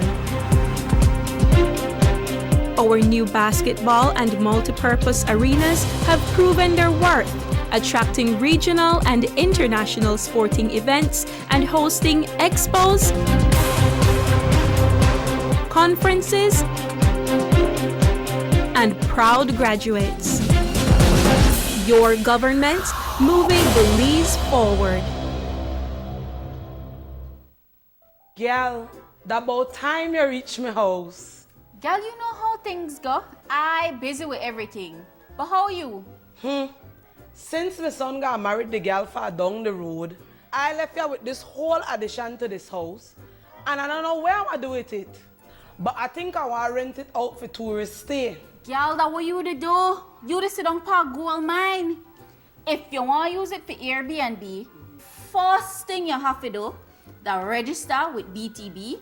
So call me 227-2420 and ask them how to register. after that, everybody had to call you for rent your place. But that what you do? Girl, then you tell me if I call BTB?